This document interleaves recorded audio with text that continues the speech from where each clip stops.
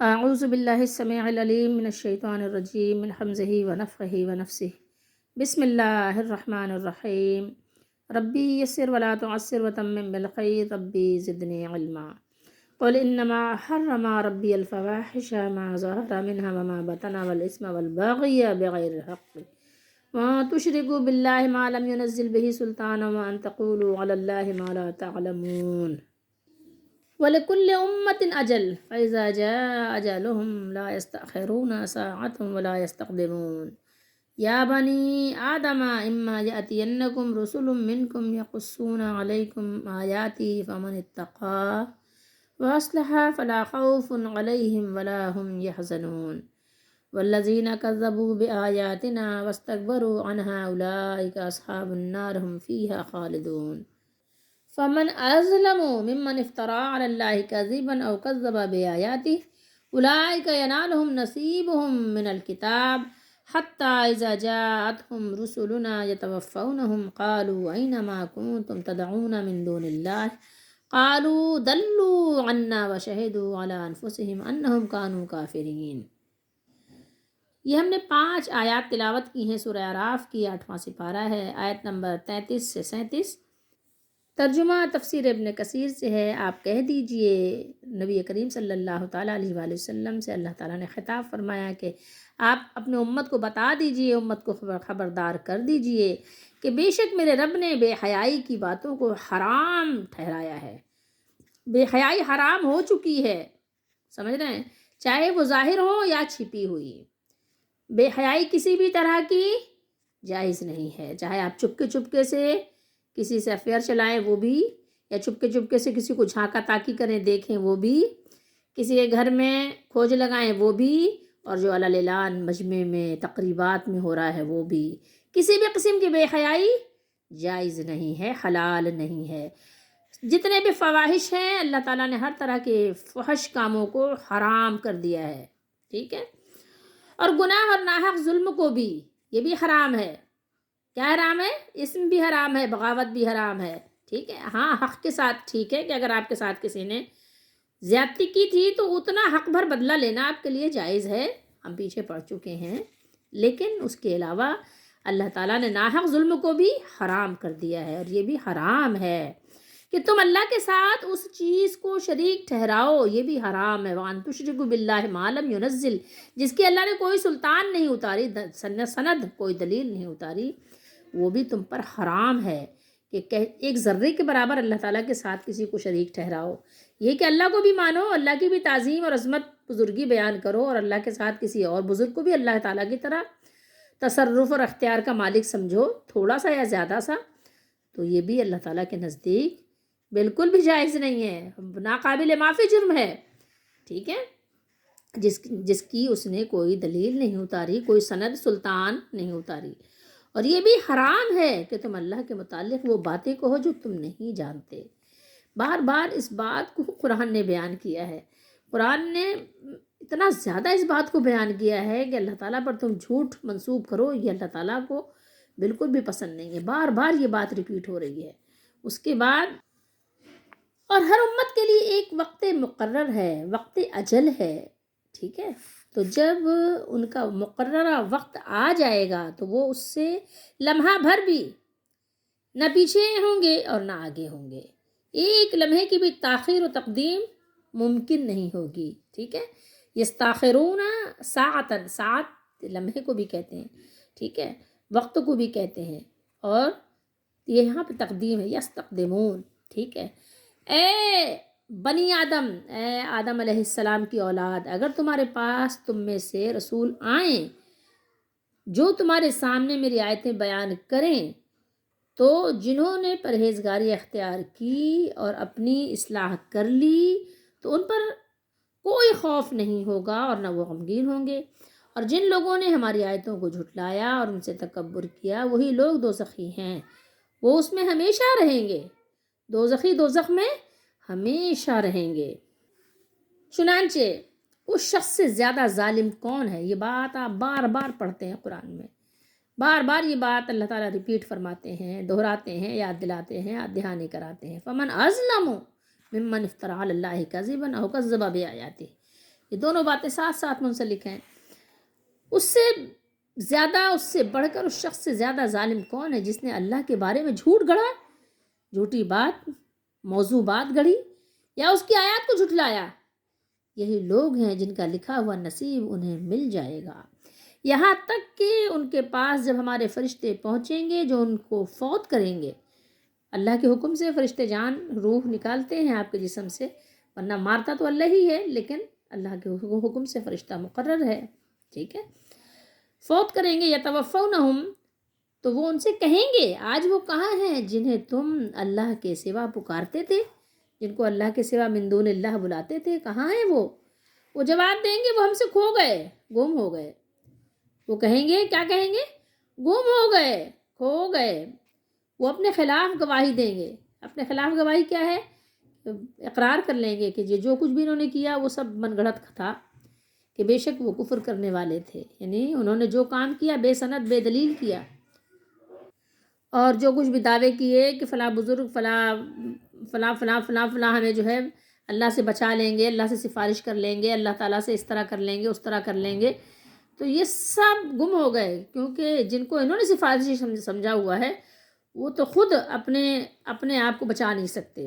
سفارش تو وہ لوگ کریں گے جن کو اللہ تعالیٰ نے اجازت دی ہے، جو شرک سے پاک لوگ ہیں۔ یہ مشرک لوگوں کو سفارش کہاں سے کام آئے گی، اور ان کے لیے کون سفارش کرے گا؟ تو یہ کافر تھے۔ قل انما حرم ربی الفواحش، اوپر کی آیات میں یہ بیان فرمایا ہے کہ لوگوں نے اپنی طرف سے بہت سی چیزیں حرام کر رکھی تھیں۔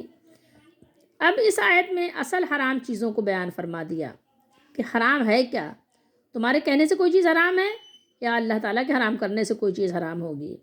الفواحش، یہ فاحشت ان کی جمع ہے، اور انتہائی قبیح ناپسندیدہ فعل کو کہتے ہیں۔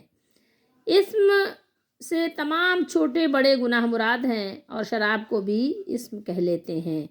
اور البغی کے معنی لوگوں پر ظلم اور زیادتی کے ہیں۔ الغرض یہاں 5 حرام چیزوں کو، یعنی آپ کہیں قسموں کو، قسم بیان فرمائی ہیں، اور وہ بھی کس طرح بیان کی ہیں؟ انما یعنی کلمہ حصر کے ساتھ۔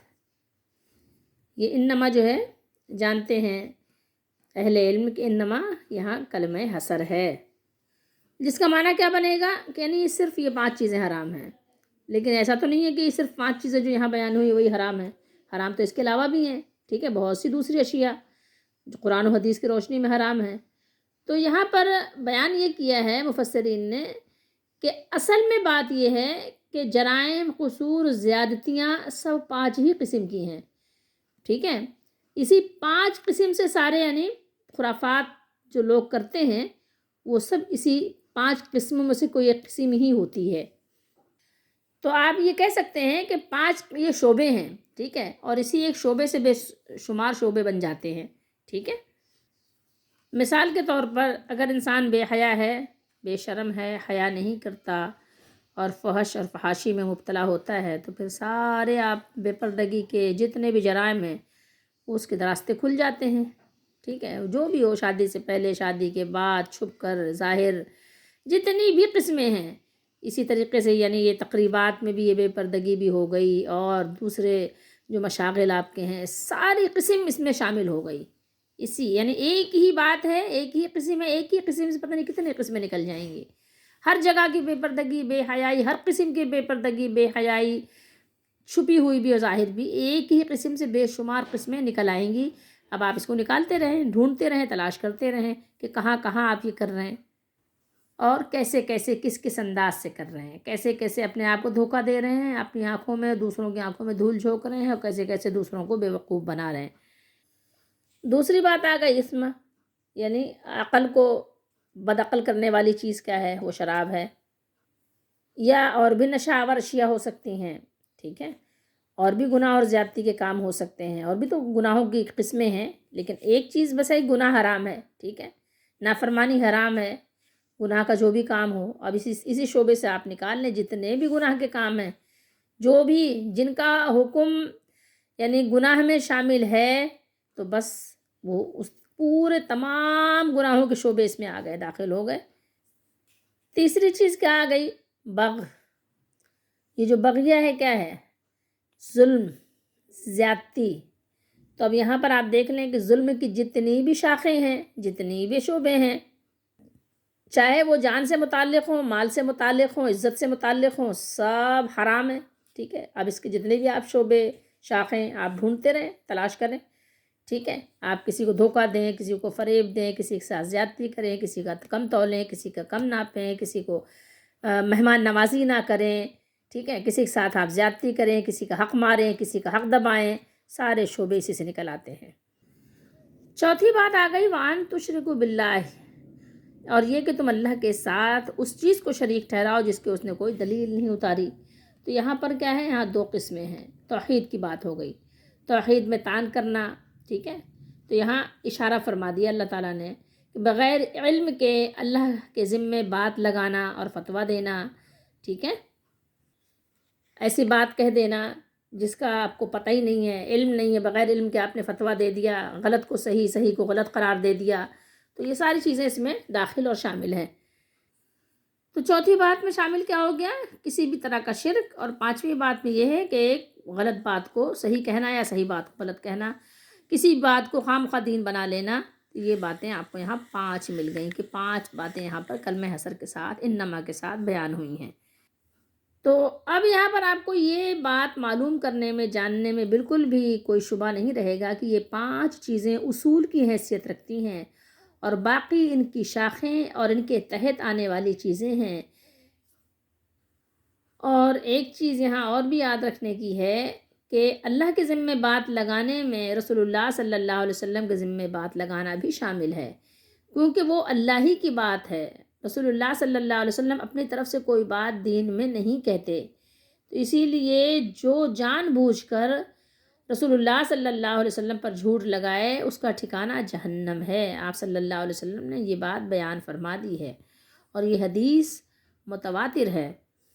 بخاری شریف ہے، کتاب النکاح، حدیث نمبر 5220 ہے، اور اس کے راوی ہیں حضرت عبداللہ بن مسعود رضی اللہ تعالیٰ عنہ.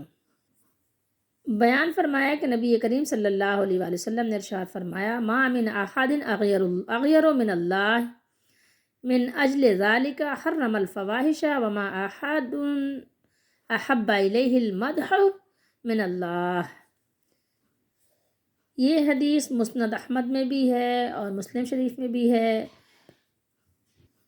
یہاں پر یہ بات بیان فرمائی رسول اللہ صلی اللہ علیہ وآلہ وسلم نے کہ اللہ تعالیٰ سے زیادہ غیرت مند اور کوئی نہیں، اسی لیے اس نے ظاہر اور پوشیدہ بے حیائیوں کی باتوں کو حرام قرار دیا ہے.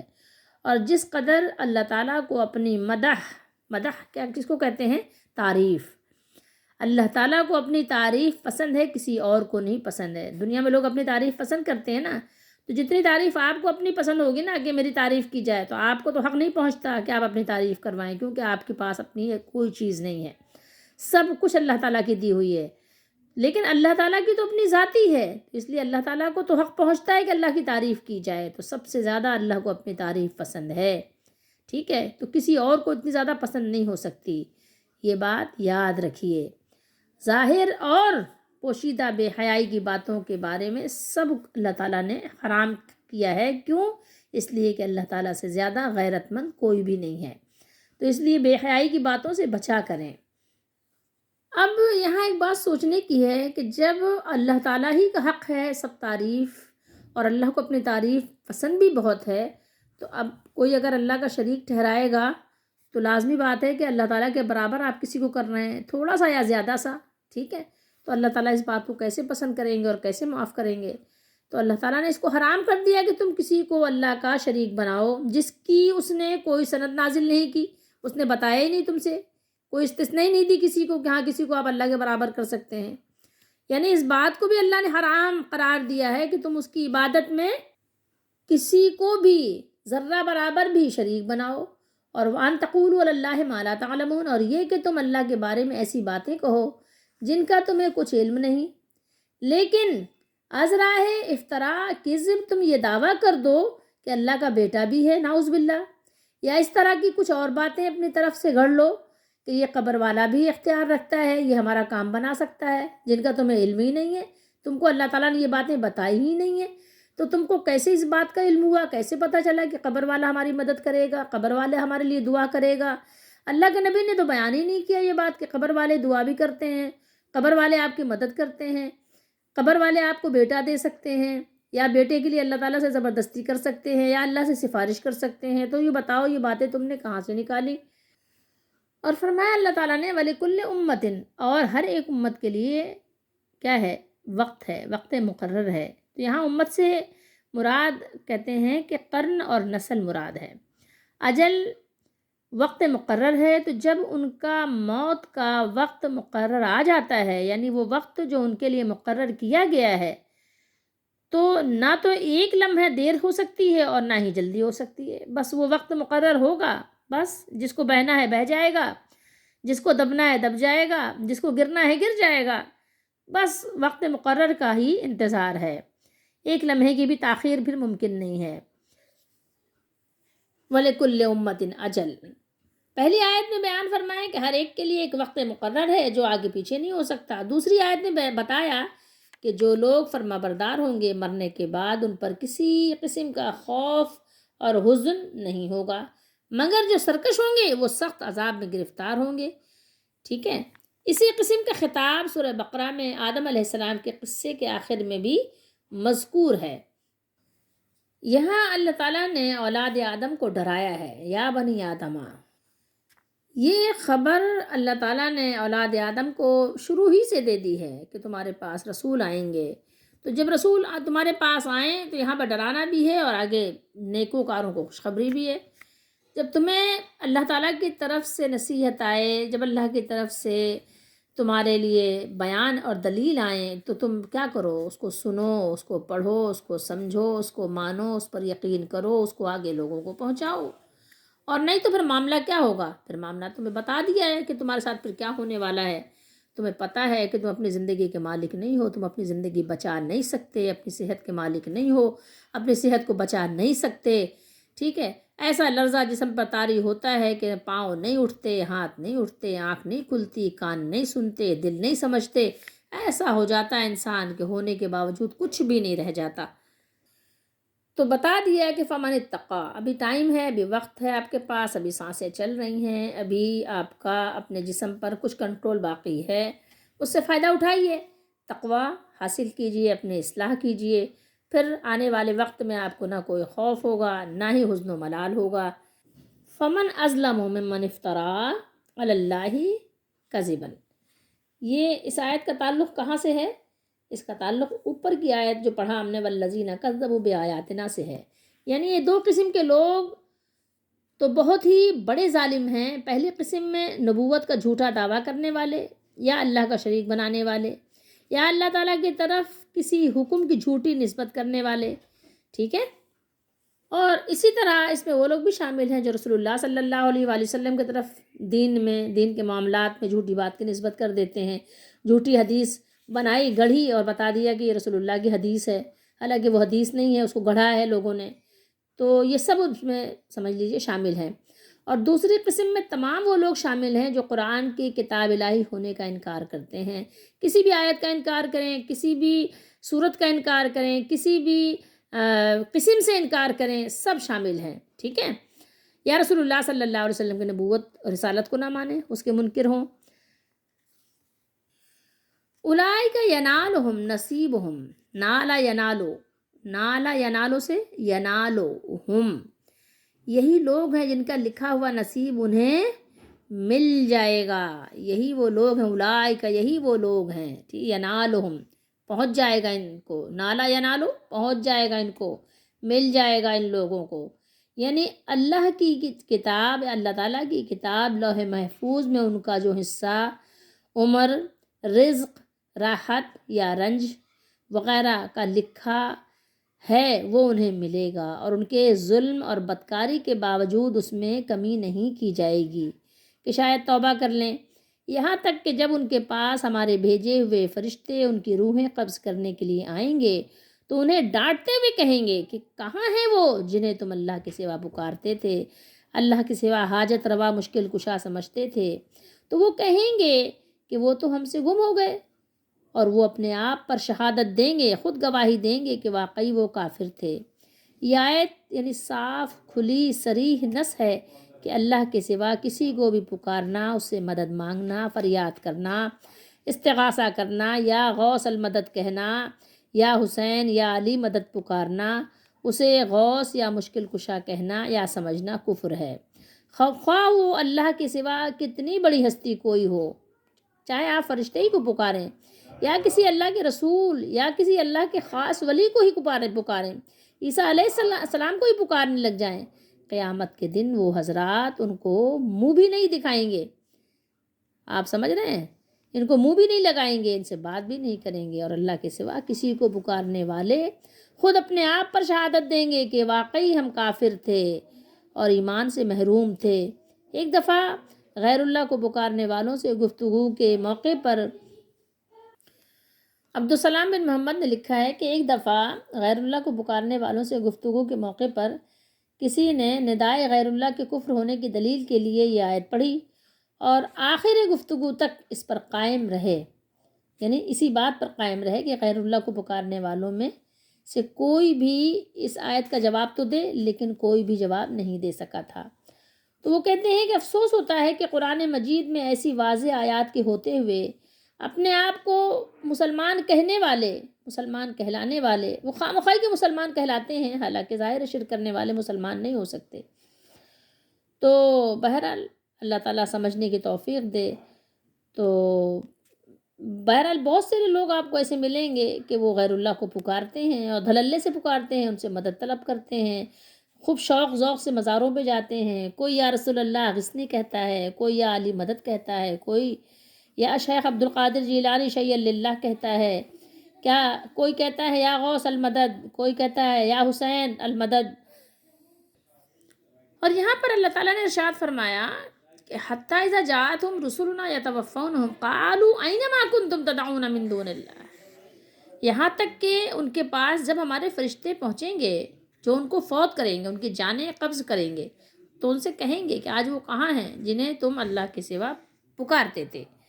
یہاں پر بیان کیا ہے کہ جب اللہ تعالیٰ کے بھیجے ہوئے فرشتے ان کی جان نکالتے ہیں، فرشتے جب مشرکوں کو جان نکال کر اور ان کی موت اور ان کی روحوں کو جہنم کی طرف لے جاتے ہیں، ان کی روحوں کو موت کے وقت نکال کر جہنم کی طرف لے کر جاتے ہیں، تو اس وقت وہ ان کی روحیں کیا ہیں؟ گھبراہٹ کا شکار ہوتی ہیں، گھبراہٹ میں مبتلا ہوتی ہیں۔ اللہ تعالیٰ اس کو گھبراہٹ میں مبتلا کر دیتے ہیں اور کہتے ہیں، فرشتے کہتے ہیں، پوچھتے ہیں کہ کہاں ہیں وہ لوگ جن کو تم دنیا کی زندگی میں اللہ تعالیٰ کا شریک بناتے تھے، جن کو سے تم کو امید تھی کہ وہ تمہارے گناہوں کو معاف کروا دیں گے، تمہاری پریشانیاں دور کر دیں گے، جن کو تم اللہ کے سوا پکارتے تھے، تو جن کی تم پوجا پاٹ کیا کرتے تھے، اب ان کو پکارو تاکہ تمہیں اس مشکل سے نجات دلا سکیں، اس پریشانی سے تمہیں نجات دیں، تم کو آسانیاں دلائیں۔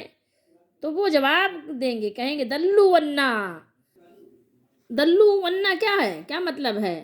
غائب ہو گئے، وہ ہم سے غائب ہو گئے، گم ہو گئے، ہمیں ان کی کوئی خبر نہیں، اور نہ اب یہ امید ہے کہ وہ ہمارے کچھ بھی کام آ سکیں گے، کچھ بھی ان سے امید نہیں ہے اب۔ اور پھر وہ مان جائیں گے، اقرار کر لیں گے کہ واقعی وہ کافر تھے، اپنے کفر کا اعتراف اور اقرار وہاں وہ کر لیں گے، خود ہی گواہی دیں گے اپنے کفر کی۔ اب ان آیات مبارکہ میں مجھے اور آپ کو اپنا سبق دیکھنا ہے کہ مجھے اور آپ کو کیا کرنا چاہیے۔ ان آیات مبارکہ کی روشنی میں ہمارے لیے سبق کیا ہے، اللہ تعالیٰ نے ہمارے لیے اس میں کیا ہمیں سبق دیا ہے، ہمیں کس چیز کو اختیار کرنا ہے۔ یہاں دیکھ لیجئے کہ حلت و حرمت، حلال و حرام میں انسانی خواہش کو کوئی دخل نہیں ہے۔ میں اور آپ جو چاہیں کہ وہ صحیح ہو تو ایسا نہیں ہے، ٹھیک ہے، بلکہ حلال وہ ہے جسے اللہ تعالیٰ حلال فرما دے، اور حرام وہ ہے جسے اللہ تعالیٰ حرام قرار دے، ٹھیک ہے۔ پہلے کفار مشرکین اور آج بھی کافر نام رکھ کر یا کوئی مسلمان نام رکھ کر کسی اللہ تعالیٰ کی حرام کی ہوئی چیز کو حلال کر دے تو حلال نہیں ہوتی، اور کسی حلال کو حرام کر دے تو وہ حرام بھی نہیں ہوتی، جیسے بہت سے لوگ ایسے ہیں الٹی سیدھی باتیں کرتے ہیں۔ تو حلال و حرام کرنا کس کا حق ہے؟ صرف اور صرف اللہ کا حق ہے، اور اللہ تعالیٰ اس کا اختیار اپنے رسول اور نبی کو دیتے ہیں، اور بس، ٹھیک ہے۔ حرام کردہ اشیاء کے متعلق بتایا کہ یہ محض کافروں کی جو بھی باتیں ہیں اپنی گھڑی ہوئی باتیں ہیں، جیسے انہوں نے بہت سی چیزوں کو کر لیا تھا، حقیقت میں ان کا کوئی واسطہ نہیں ہے کس سے؟ اسلام سے ان کا کوئی واسطہ نہیں ہے۔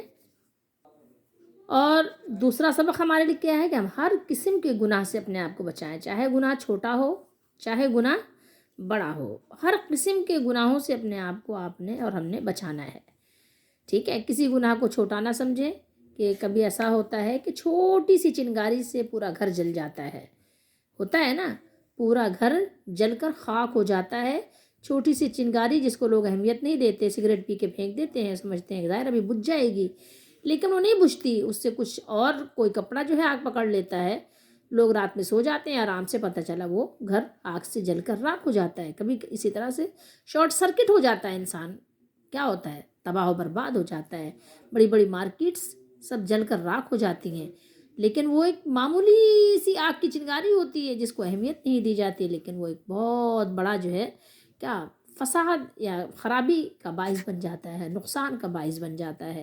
تو آپ نے اور ہم نے بھی گناہ نہیں کرنا، چھوٹے سے گناہوں کو بھی گناہ ہی سمجھنا ہے، کبھی بھی اللہ کے حرام کردہ کو حلال نہیں کرنا۔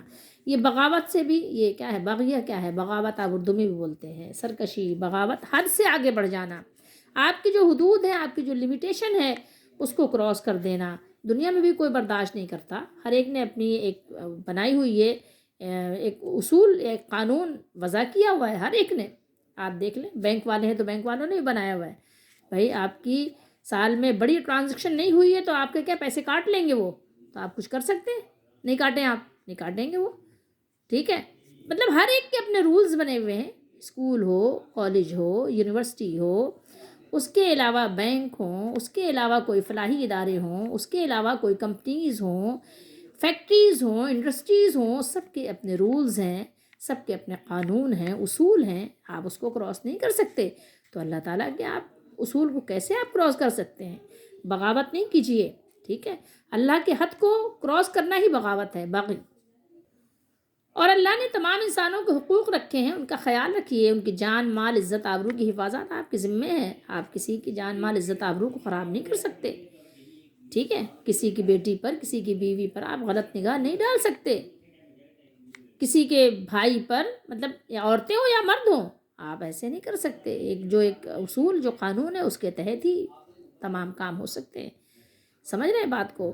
تو یہ ساری چیزیں جو اللہ تعالیٰ نے بیان کی، اگر آپ حد کو کراس کریں گے اور آپ کو پتہ ہے کسی بھی قسم کے گناہ کے ذریعے سے آپ حد کو کراس کریں گے تو وہ بغاوت ہی ہوگی، تو اس لیے اللہ تعالیٰ نے بغاوت کو بھی منع کر دیا کہ آپ سرکشی نہیں کریں، بغاوت نہیں کریں، اگر آپ نے بغاوت کی، آپ ظلم آپ نے کیا، ٹھیک ہے، حد سے آپ نے تجاوز کیا، آگے بڑھے، تو جان لیجئے کہ پھر آگے گڑھا ہے، کھائی ہے، اس میں آپ گر سکتے ہیں، ٹھیک ہے؟ اور جو آپ کو یہاں پر چوتھی اور پانچویں قسم بتائی گئی ہے اس میں بھی آپ کے لیے بہت سبق ہے، ٹھیک ہے؟ سبق یہ ہے کہ آپ اللہ تعالیٰ کا کسی کو شریک نہیں ٹھہرا سکتے، کوئی بھی اللہ کا شریک ہے نہیں تو ٹھہرائیں گے کیسے؟ یہ ظلم ہوگا، اس کے لیے کوئی دلیل نہیں ہے، کسی کے پاس نہیں ہے، نہ قرآن نے بیان کیا نہ حدیث میں بیان ہوا۔ اب بہت سے لوگ کہتے ہیں رسول اللہ صلی اللہ علیہ وسلم سے مانگتے تھے، صحابہ کیا مانگتے تھے؟ دعا کرواتے تھے، دعا کرواتے تھے نا آپ صلی اللہ علیہ وسلم کی زندگی میں، آپ کی موجودگی میں، اگر آپ نے مثال دینی ہے تو آپ رسول اللہ صلی اللہ علیہ وسلم کو دنیا سے جانے کے بعد کی مثال دیجئے، جب رسول اللہ صلی اللہ علیہ وسلم چلے گئے دنیا سے، جب آپ اپنے قبر شریف میں تھے تو اس وقت صحابہ جا کے کوئی اپنی آنکھ مانگ رہا ہے، اس وقت کوئی جا کے دعا کروا رہا ہے، یا رسول اللہ بارش نہیں ہو رہی آپ دعا کریں، تو بتائیے، اس وقت کی بات آپ بتائیے، پھر آپ کی بات قابل تسلیم ہوگی، ٹھیک ہے؟ تو یہاں پر یہ ساری قسمیں اللہ تعالیٰ نے اس کی کوئی سند نہیں اتاری ہے۔ پھر آگے جو پانچویں قسم بتائی کہ اللہ تعالیٰ کی طرف جھوٹی باتوں کا منسوب کرنا، یا جو حکم اللہ تعالیٰ نے نہیں دیا ہو اس کے متعلق یہ کہنا کہ اللہ کا حکم ہے، یہ تیجا کرنا اللہ کا حکم ہے، نعوذ باللہ، یہ چالیسواں کرنا اللہ کا حکم ہے، نعوذ باللہ، ٹھیک ہے، رسول اللہ صلی اللہ علیہ وسلم کا طریقہ ہے، یا قبر پہ اذان دینا رسول اللہ کا طریقہ ہے، ٹھیک ہے، یا یہ کہ جو ہے 8واں 10واں اور 20واں یہ سب کرنا رسول اللہ صلی اللہ علیہ وسلم کا طریقہ ہے، تو کیا ہے دین میں جھوٹ بات منسوب کرنا ہے کہ نہیں ہے، ٹھیک ہے؟ اسی طریقے سے آپ کہیں کہ میلاد پڑھنے کے بعد کھڑے ہو کر صلاۃ و سلام پڑھنا، تو آپ کو بتانا پڑے گا نا کہ یہ حکم اللہ نے دیا ہے کھڑے ہو کر اس طرح سے، یا ٹھیک ہے ادب اور ایک کہنا محبت وہ ایک الگ چیز ہے، لیکن اس کے لیے اس طرح سے آپ ہر جمعے کے نماز کے بعد آپ کھڑے ہو گئے، اذان سے پہلے آپ کھڑے ہو گئے اور اس طرح سے آپ چلا چلا کر آپ لوگوں کو بتا رہے ہیں، یہ تو آپ کی اپنی محبت، اپنی عقیدت. آپ پڑھیں، مائک ہٹا لیں، آپ 1 گھنٹے تک درود شریف پڑھیں، اس کے بعد اذان دیں، آپ کی مرضی ہے. اگر واقعی آپ کو رسول اللہ صلی اللہ علیہ وسلم سے محبت ہے تو آپ بیٹھ جائیے، ٹھیک ہے، وضو کر کے بیٹھ جائیے، کعبے کی طرف منہ کر کے بیٹھ جائیے، جیسے چاہیے آپ ادب سے بیٹھ جائیے. اگر آپ کھڑے ہونا چاہتے ہیں کھڑے ہو جائیے، کھڑے ہو کر آپ 1 گھنٹے پڑھیے، درود ابراہیمی پڑھیے جس کا رسول اللہ نے حکم دیا ہے، یا اور جو دیگر درود شریف کا حکم دیا ہے آپ پڑھیے، 1 گھنٹے تک پڑھیے اور پھر آپ اذان دیجیے، آپ کی مرضی ہے. لیکن یہ کہ 2 بول بولنے کے لیے اور وہ بھی شرکیہ کچھ اس میں یا نور من نور اللہ الصلاۃ والسلام علیک یا نور اللہ، یہ سب آپ کو، اور پھر آپ کہیں اس کی ثواب ملے گا، یہ دین کا حصہ ہے، تو پھر یہ کیسے دین کا حصہ ہو سکتا ہے بتائیے؟ جب صحابہ نے ایسا نہیں کیا، تابعین نے نہیں کیا، تابعین نے نہیں کیا، اذان سے پہلے درود و سلام اس طرح سے نہیں پڑھا، یہ صیغے نہیں پڑھے، تو پھر آپ کے لیے کیسے یہ جائز ہو گیا کہ آپ اذان سے پہلے اس طرح کریں اور دین میں وہ بات داخل کریں کہ جو دین میں نہیں ہے اس کو ثواب سمجھیں اور نہ کرنے والوں پہ کفر کے فتوے لگائیں، گستاخی کے فتوے لگائیں. تو آپ خود بتائیے کہ مجرم کون ہے، باغی کون ہے، بغاوت کون کر رہا ہے؟ سبق اس میں سے اپنے لیے آپ نکالیں. ہمیشہ ایک اصول کو یاد رکھا کریں. اصول کیا ہے کہ جو بات صحابہ کرام کے زمانے میں دین نہیں تھی وہ آج بھی دین نہیں ہے. شبرات کا حلوہ پکانا اگر صحابہ کرام کے زمانے میں دین نہیں تھا، ثواب نہیں تھا، تو آج بھی نہ دین ہے نہ ثواب ہے. رجب کی ٹکیا پکانا اگر صحابہ کرام کے زمانے میں دین نہیں تھا، ثواب نہیں تھا، تو آج بھی نہیں ہے، آج بھی اس پر کوئی ثواب آپ کو نہیں ملے گا. البتہ یہ بات ضرور ہے کہ آپ کو گناہ ضرور ملے گا. ٹھیک ہے، گناہ کی بشارت تو ہے، رسول اللہ صلی اللہ علیہ وسلم نے دی ہے، بخاری و مسلم و دیگر احادیث کی کتابوں میں موجود ہے کہ جس نے ہمارے دین میں نئی بات شامل کی، چاہے وہ کسی بھی طرح سے ہو، تو وہ آپ کو گناہ تو دلا سکتا ہے لیکن ثواب نہیں دلا سکتا. آپ کو دین سے خارج تو کروا سکتا ہے لیکن آپ کو دیندار نہیں بنا سکتا. یہ آپ کے اپنے دل کی، آپ کے اپنی من کی، آپ کی اپنی پسند کی باتیں ہیں. تو آپ کا من پسند جو ہے وہ دین نہیں بن سکتا. دین وہ دین ہے جس کو اللہ نے اپنے رسول کو دے کر بھیجا ہے، جس کو رسول نے نافذ اور نفاذ، جس کا رسول صلی اللہ علیہ وسلم نے کیا ہے. اور اسی طریقے سے یاد رکھیے کہ آپ کا وقت ہے، اب وقت مقررہ پر جب آپ کا وقت آ جائے گا تو کوئی بھی آپ کو پھر وقت میں آپ کی تاخیر و تقدیم نہیں کر سکے گا، آگے پیچھے نہیں کر سکے گا. تو ابھی جو وقت ملا ہے اس سے فائدہ اٹھائیں، کہیں ایسا نہ ہو کہ اچانک موت آ جائے پھر وقت نہ ملے آپ کو.